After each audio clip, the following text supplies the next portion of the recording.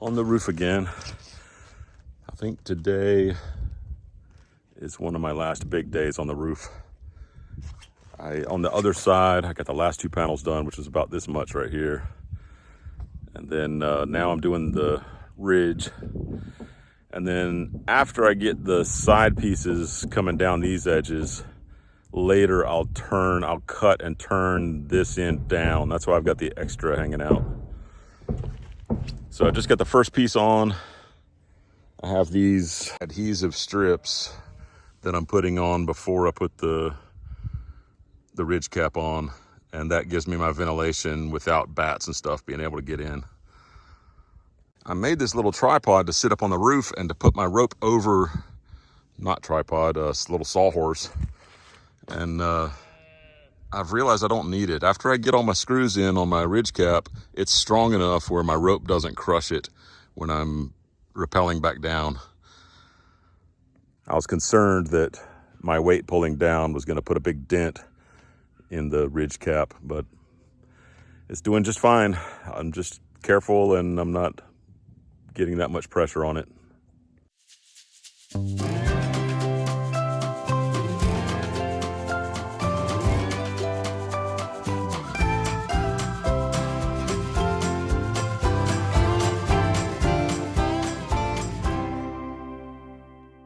The wind's been blowing all day, and Caleb and I have worked hard at getting some house wrap on here. And it's been calming down this afternoon. Well, just in the past, it's close to sunset. Where's that sun? It usually slows down. But so it's been a very windy day. The next couple of days are going to be very windy. And I really need to get this done because I'm so close to the deadline of getting an inspection called in. But that piece of stuff has just been flapping and flapping and flapping the whole time I'm working. Of course, I had to extend it out across here, so it's just wrapping all around me.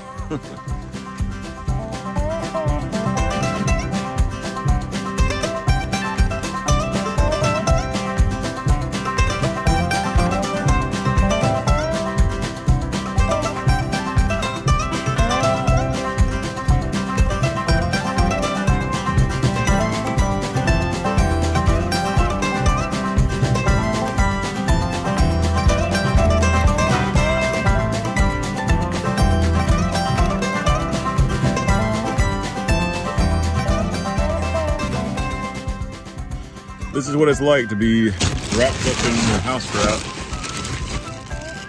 way up off the ground. Where's my golf cart? There it is. And have this stuff wrapping all around your head. At least the wind's not blowing hard right this second. It was blowing kind of hard and flipping this all around, and that's what made me get inspired to have you join me here.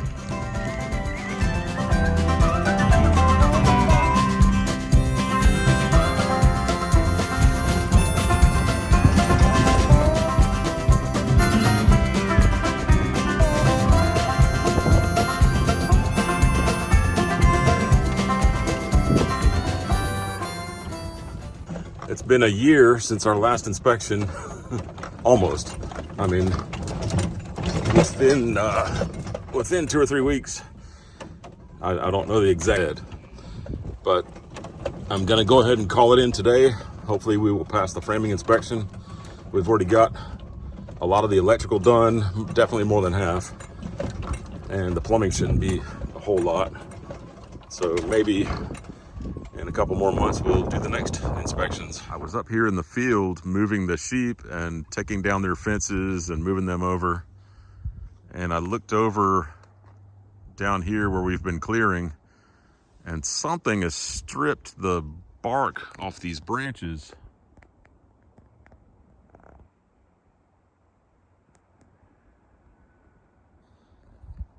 "12 feet up in the air." Maybe right about here is probably 12. This might be about 10. And then over here, I'm seeing some more. Some of these are like 7, 8, 9 feet off the ground. So I'm just baffled. I have no idea what's doing this. But I have sent a text over to Victor, so I look forward to seeing what he says. I don't remember a year when we've had so much wind. It has been you know, day after day, so much wind, and I'm really conscious of it because over here, trying to do the roofing and the house wrap, I just have to watch the weather and see, is the wind gonna be blowing or not blowing tomorrow, and can I get the work done? And finally we're done with those windy, cautious projects. But today the wind's been blowing. We're getting like supposedly 35 mile an hour gusts, which it does feel that way. I constantly am concerned about the unfinished greenhouse, but we just have so many projects that are getting in the way of finishing that. But one quick one today is that this barn roof on the corners and on the edges on this side and the other side, the wind catches it and slams it down, and it just sounds like something terrible is happening, but also it's kind of pulling those corners loose more. So I put a few screws in each side and I've taken care of that. And now I'm back over here working on putting a light in the in the lambing barn. I'm noticing that someone over here is enjoying the barn. And the guinea hens like getting in here a lot. I put this little board across here. I need to put one more screw in it, but I'm gonna hang my light fixture from that, and that'll help me get it kind of centered in the room a little better.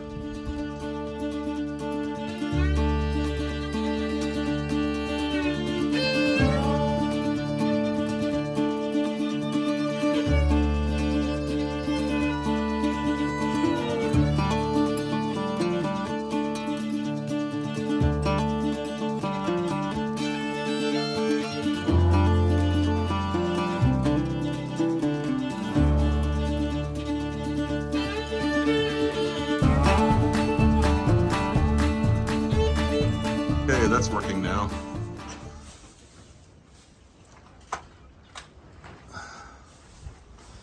So that'll be nice in the evenings when we need to come out and deal with sheep. Maybe a sheep will be born, or a lamb will be born in the night or something, and that's gonna be a lot of help.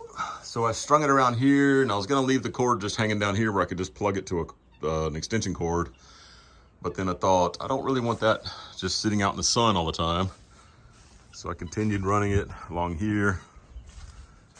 And I've got it all the way to here where I can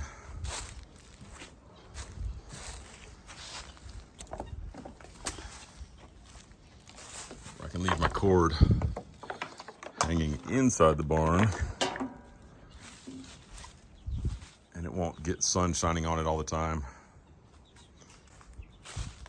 Might even tuck it in a little more.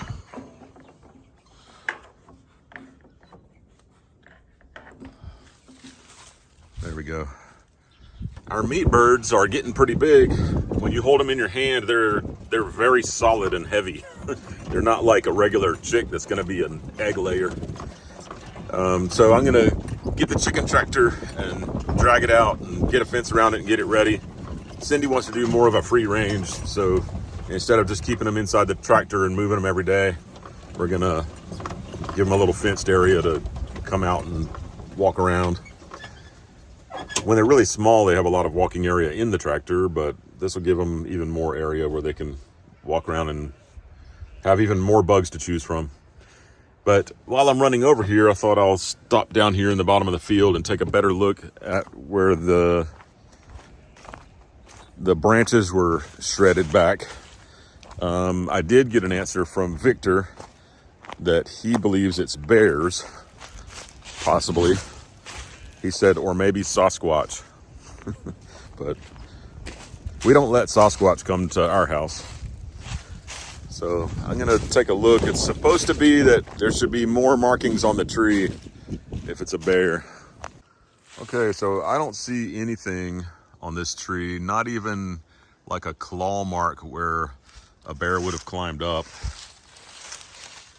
And I think sometimes they even leave teeth marks. I'm not so sure. This is my first time checking a tree to see if a bear had gone up it. But you can see how shredded these branches are.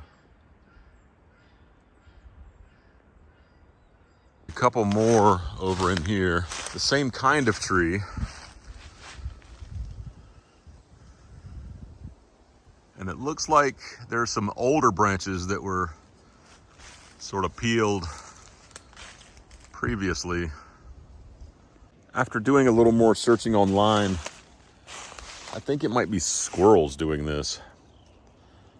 I don't know if you can see this branch.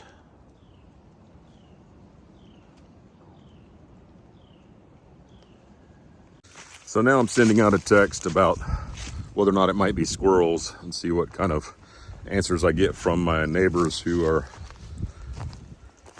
a lot more on top of these things than I could be.